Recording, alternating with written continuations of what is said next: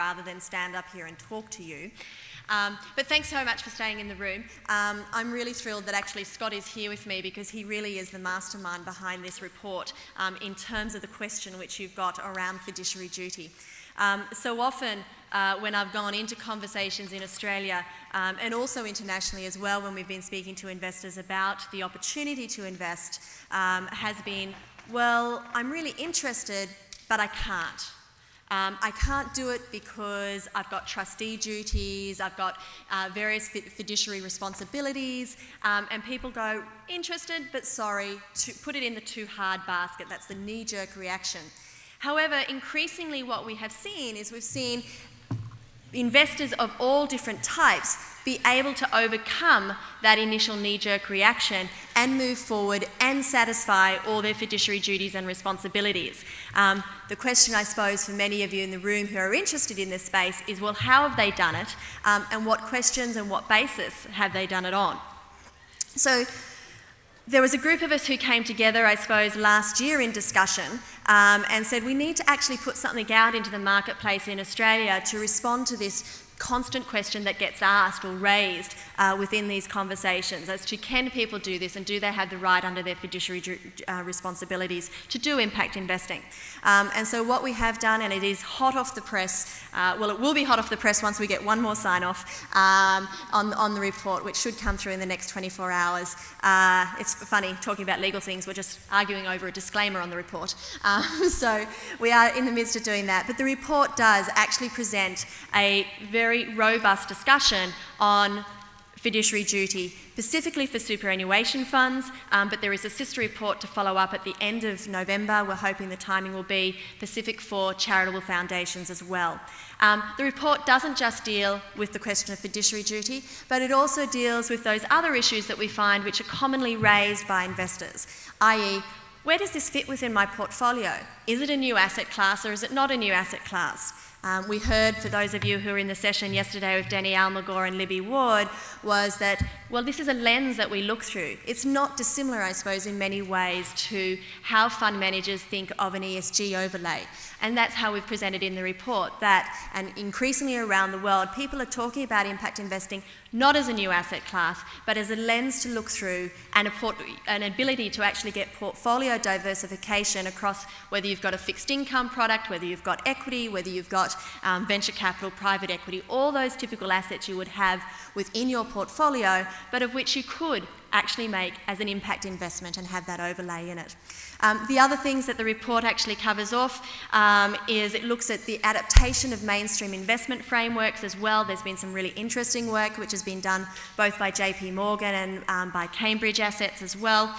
It looks at the question, the design of product.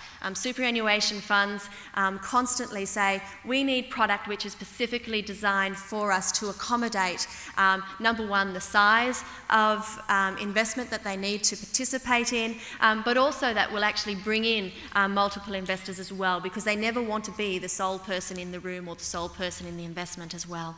And then we look at the support infrastructure as well. There's been comments over the course of the day yesterday in regards to, you know, where are the asset consultants or the investment advisors who can lead people through that journey of deciding how do they do impact investing, or where are the brokers, the intermediaries who can do that. And again, we talk about that in the report. But given this session is a run of fiduciary duty, I'm not going to do that. You can download the report. It will be available definitely on the University of Sydney website. We'll also put in a number of websites, but what we will do after this conference is have CSI email those or everyone who attended and give you the final links for that. So on that basis, I'm actually going to end. So the only other thing I would say about the report is we have interviewed a number of institutional investors, plus also charitable foundations, both here in Australia and internationally. And so we do present perspectives from practitioners, those people who are out there who have actually been able to, you know, I suppose, jump the hurdles, have the hard conversations with their boards, their trustees, to be able to make impact investments in a whole range and a variety of different products and opportunities which are out there. So they're also presented in the report, and actually that for me, as one of the authors, was probably the most exciting thing about writing this report, having those interactions and really sort of digging deep as to how do people decide whether or not to make this investment in their investment decisions, and what process have they gone through within their organisation, whether it be a pension fund, whether it be a charitable foundation, how have they got people across the line as well. So that's also in the report. But I'm going to hand over, as I said, to the expert on the fiduciary duty part of the report. So Scott, thank you. Thank you, Kylie. Morning, everyone. I spend most of my time teaching young people, 20, 25 usually, about trust law and about fiduciaries. And when I studied that, it was taught by people with grey hair, I guess that's me now these days, who were very stern looking and who would look down at us, and they would utter all these arcane ideas, and we would sit there scribbling them down, trying to understand what on earth this was all about. It's taken me 20 years to work out actually it's not that hard. However, we do have to break ourselves free from one constraint, and that is that the word fiduciary, as used in the press, as used in the industry, has assumed a whole aura. It's almost like we've got our superhero, the modern fiduciary who comes in, who's bigger, better, cleverer, etc., etc., etc., better motivated, etc. And lots of things get dragged into that. What I hope from our session today is to show that actually it's not that complicated. And if you're being told that it is, ask some questions, push a little further, be actually very pragmatic about it, because in fact the law is actually quite accommodative of the sorts of things that are being proposed to trustees of pension funds, superannuation funds, charities and so on in this space. But it's easy to be pushed back because it's just a little bit too hard. So I'm just going to hope that you can help me to push back against that pushing back, if that makes sense. In order to do that, and with apologies to the organisers, I've completely disrupted this session. Okay, so we're kind of not going to do what I was told to do. So sorry about that. What we're going to do, I'd like you in your table groups for the next 3 or 4 minutes to answer this question. Assume that you're in a position where your money is being managed by someone else. By the way, how many people here are in a super fund? Okay, so most of you. So most of you might be in that situation, or have money managed by somebody else in some context. What I would like you to think about, very simply, there's going to be somebody else managing your money. What qualities would you like them to have when they're doing that on your behalf? You're trusting them to do it. What would you expect them to be? Now, I've started off, I'd quite like them to be honest. That'd be quite a good start. And that's the level of generality that I'd like you to go at. But I'll give you maybe 2 or 3 minutes just across. If you don't know the people at your table, please introduce yourself and just what are the qualities that you might expect. We'll walk around and listen and contribute.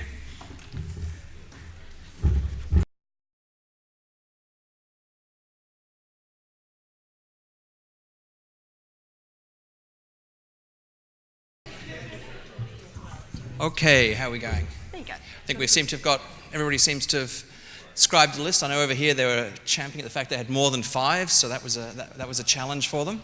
That's actually not a bad indication of the things that, it's too many things to do, isn't there, sometimes? Okay, right, well, since you've got 5, why don't you lead off? Can you give me one? So we want to be transparent. Okay.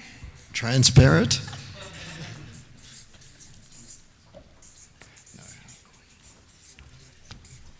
I might turn this a little bit round up because you guys can't see it, can you? Can you see, is green possible to be seen, or is the reflection a problem? Okay. I've done that in times when I've had classes and I've written a whole pile of things up on the board, and then they've turned around and said, well, actually, we can't see any of it because of the reflection. That's really embarrassing. Do we have one from here? Competent. Okay.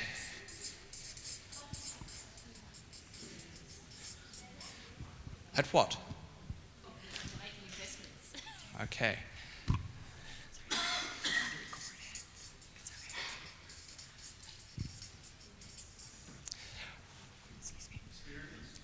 Experienced.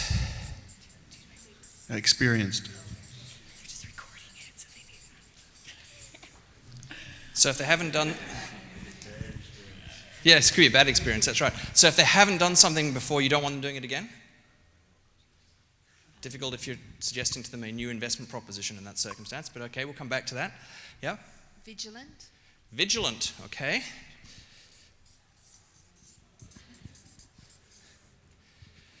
Accountable. Accountable. Understanding the person's needs. The person that they're- Okay, yes, good. Yeah.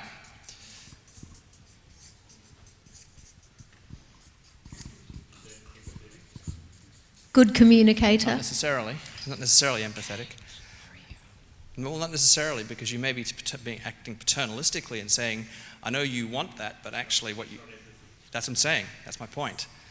As a paternalistic decision maker, which most fiduciaries are, you may find yourself having to make decisions that the person you're making them for is not entirely happy with. In fact, that's why a lot of trusts were set up originally. But we'll come... Pardon? Sustainable empathy. Okay. I'll put empathy in brackets up here. We had. Hang on, you've already gone. Okay. Go, let someone else have a chance. Down here. We'll come back to you. Because I've got the list from the table. Well, you get one go. You done? Good communicator, which kind of ties into that, possibly ties into that attentive to needs and empathy, the capacity to listen and respond, I think was the idea in being a good communicator. Okay, so there's also an element of that with transparency as well, in terms of communicating what you're doing. Consultative, so we're looking for the two-way, responsive to...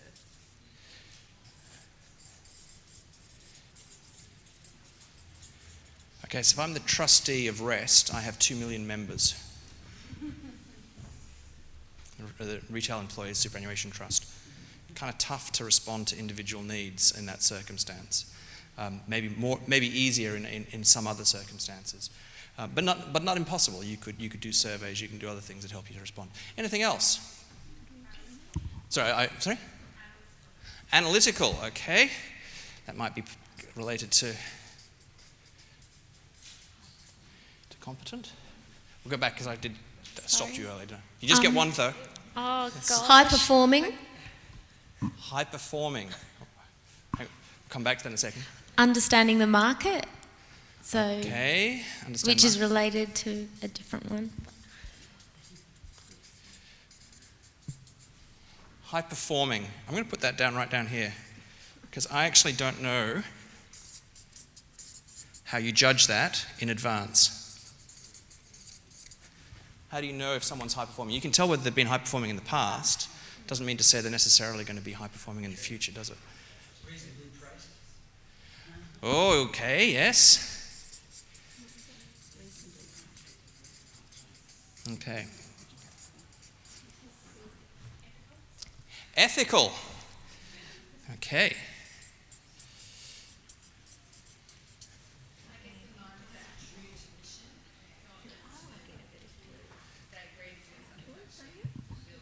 If they have an ethical mission, they might have a really unethical mission, which some hedge funds do, for instance. But okay. Innovative. Okay, innovative. Why? So that they might look at a new product like impact investing. That's okay. But remember, you're the person whose money they're investing here, so you'd like them to be awake to new opportunities. That's it. Okay. Communicators in that they can explain the investment opportunity in later. Right, yep. So we've got a communicator up there. I might just... We had canny or enterprising. So by understanding the market, they can see opportunity. Okay. If you spoke to my father about what canny would mean, being Scots, he would actually say that means that they're cheap. But that's okay. Okay, why am I doing this? Well, because the law actually requires people to be many of these things. Not all of them, but many of them. If you actually look at the laws that govern things like superannuation funds or charities, there are a small number of common sense requirements. They get articulated in a variety of different ways, in statutes, in cases and all sorts of things, sometimes in guidelines that a regulator might put out. But what are they? Well, the most obvious one is that you must have regard for the interests of the person whose money you are investing. Okay. Doesn't mean to say you have to listen to them, because they may have some really wild and weird ideas about what they want you to do on their behalf. In fact, a lot of the early trusts were set up by people who didn't trust their 20-something-year-old sons to look after the family wealth, and so they put the money in a trust fund with a more experienced adult to look after them. And the trust structure sits over most of these sorts of these institutional structures, charities and so on. So, attention to the needs of the party. Now, in the case of a superannuation fund, that's kind of important, because what we're trying to do is to create a retirement benefit. And so there are rules in place, the sole purpose test and so on, that actually point the trustee to say, this is what you're trying to do. You're trying to generate a retirement outcome, money to fund a retirement outcome for these people. If it's a charity, it'll be about trying to generate income, which can then be distributed, dispersed in pursuit of the charity's aims. So that's the first one, attention to the needs of the ultimate beneficiaries. Second one, which is related to the first, is you've got to subjugate your own interests in all of that. The conflict of interests rules that are so well known. They're actually the only true fiduciary duties, as it turns out, if you want to get really technical about it. But they're the duties that say, yes, we know you have interests, and maybe you even have duties in respect of other people or other roles that you might play. But in respect of these assets, you must have regard for the interests only of those people to whom you owe this duty, this fiduciary duty. And so there's a whole bunch of conflicts things. I don't think that actually came up here, which I guess the financial services community might feel really good about, because that means it's okay to go and further their own purposes. What are the sorts of things that fiduciary duties say? You can't take unauthorized remuneration. Okay, so the trust deeds of these funds will say you're entitled to a certain fee, and that's fine. But if you put yourself in a position where you can extract more of a fee, either directly or indirectly, that's not going to be allowed. What else do we have? Well, so we've got orientated to the beneficiaries, we've got not orientated to yourself or not furthering your own interests. Careful and skillful and diligent is the next set. We've had that a couple of times here. We talked about being competent, talked about being analytical, talked about being experienced. We're going to require that people exercise care. The very famous case of the Marquis of Bute, many decades ago, who at the age of 2 became the Marquis when his father died, became as a result chairman of a board of a bank which went bankrupt. He didn't know about it because he hadn't been to any board meetings for the basically 20 odd years since he'd become chairman at age 2. Now in those days that was okay. It's not okay now. If you are a board member of a charity or a trust, you need to be diligent, you need to be present in the conversations, you need to be monitoring what's going on, and so on, just as a director would of any company or any institution. So you need to be careful. Skillful, question how much skill you need. There's been people who wanted us to be skillful in investments. There's been others who were more interested in ensuring that we understood our members. Okay, that might be quite useful to actually have an understanding and draw on knowledge of what's actually required in a charitable context or in member context. People wanting understanding of markets. Innovative. What didn't come out here so much, I don't think, was careful, although I did hear someone talk about prudence. One of the groups mentioned prudence along the way. Yeah. What else do we want them to be? Any ideas? We might want them to be impartial. If there's two different competing claims on money, we want them to be that. But those are the key ones. I could teach a trusts class in an hour. Probably. I couldn't. The university wouldn't let me do that because they can't charge enough fees, so I've got to spread it over 13 weeks. But that's about it. What it comes down to is being careful, being oriented to the needs of the members, or the charitable purposes, not being conflicted, etc. What I'd like you to do now, very quickly, is if we just take a couple of these.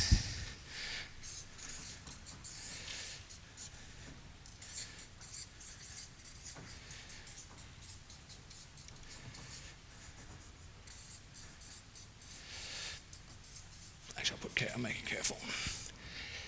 Could I ask you, we'll just choose those three. Think about the issues that, actually we'll click on the next one. Think about what the issues would be for you if you were the trustee of a charity or a superannuation fund and you were considering propositions put to you by one of the organisations that's here today, that's seeking capital. So, in your groups again, if you could think about what are the challenges about demonstrating adequate care? What are the challenges demonstrating that you had an independent and unconflicted perspective? And what are the challenges around demonstrating that you have skill? Because that's what you're going to need to be able to demonstrate and help the decision makers to demonstrate if you want to attract their capital.